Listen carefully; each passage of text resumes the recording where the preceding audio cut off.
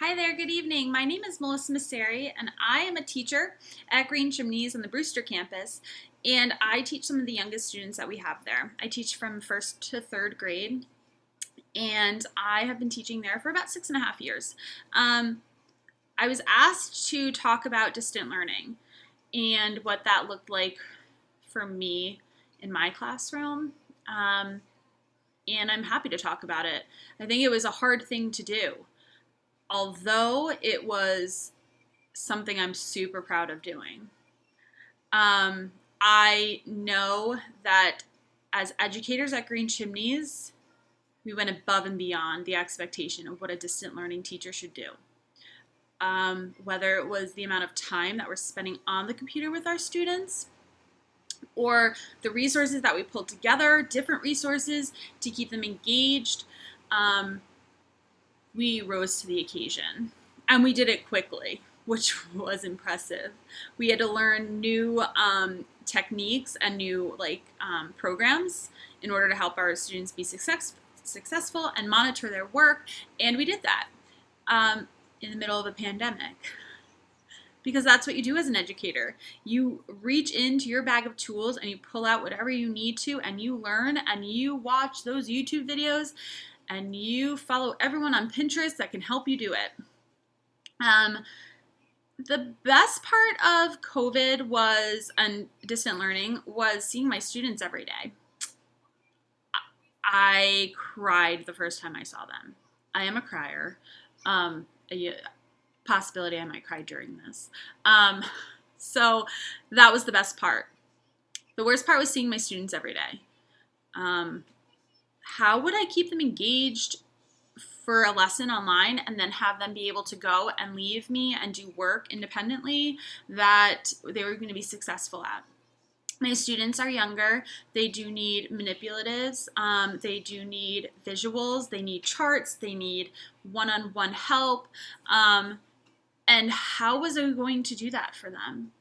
So I really had to make my lessons like a lesson, and then activities within my lesson to make sure that they were understanding the concepts that were going on, and that the follow-up things were things that were fun for them.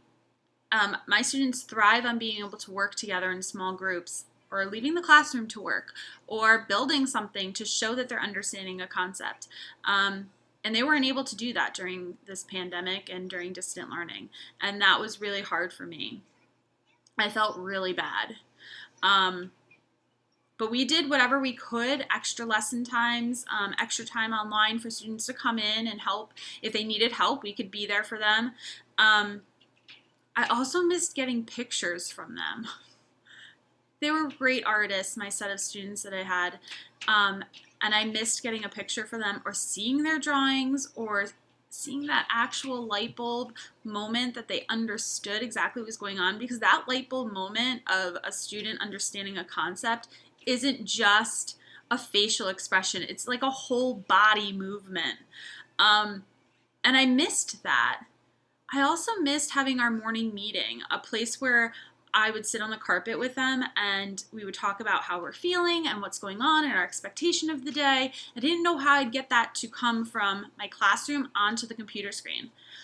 We still did our morning meeting every day, and because I had September to March, they were able to really, it was like we were in the classroom. There was joking, there was still hellos to each other.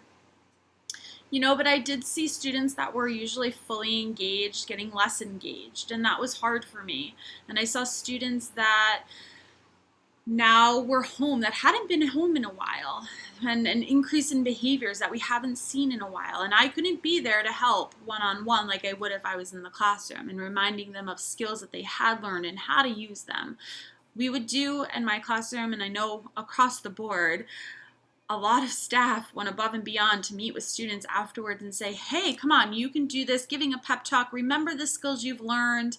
And teachers did that. Teachers spent a lot of hours awake at night, making sure that their students were going to be taken care of during a lesson and during their assignments. I'm proud at this point to say that I was a teacher during COVID-19 and during a distant learning time. I'm also proud to say that I did this with Green Chimneys. I think that as an education department, we went above and beyond what any teacher in school could have done for students, especially students with special needs. We know that this isn't the ideal way for them to learn, and they did it. They did the best that they could, a lot of them. Um, I think the highlight of my distant learning was that I had my daughter home with me this entire time, and she's 2, and she turned 2 during this, so we had a nice little happy birthday party for her in the class, and she had her first tantrum on camera. Like, kids were like, that noise, it's so loud. And then they stopped and they were like, Nora, come on over. And they called her to the computer screen. She crawled right up my chair, right next to me, and they told her to take deep breaths. Each one of them had a different skill they wanted to teach her. Some were, a little over her head, but that's okay. They taught her in a couple of minutes how a deep breath could be helpful. That meant so much to me as an educator, a teacher, a human being, that kids that might have been picked on or not the nicest to other kids were now going out of their way to help a 2-year-old who's disrupting their class, teaching her something. Nora to this day still takes deep breaths. And if she has a tantrum on camera, the kids would still call her over after that and say, don't forget your deep breaths. Or they'd yell to her, Nora, deep breaths. And she would stop and take them.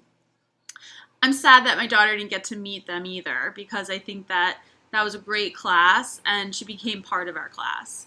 I'm sad I didn't get to end this school year with a hug,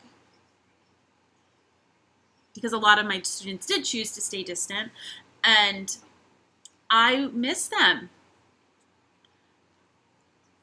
When as a teacher, you make meaningful relationships with your students, because that is going to help them, especially at a school at Green Chimneys. That will help them to be successful. And I hope that they are still going to try their best and remember that this is something that is going to go in history books and that they did it. They learned during it. So as I said, I'm going back to the classroom next week. So a new adventure is coming. Just like when I came into distant learning, there was a bit of nerves. And just like I'm heading back to the classroom, there's a bit of nerves. I have a whole new class, but I'm going in and I'm really excited for the next adventure of being a teacher at Green Chimneys. And I wanted to say thank you again for your time and listening and hearing my experience of distant learning. I hope you all have a wonderful rest of your evening. Stay safe, wash your hands, and wear the mask. Bye, thank you.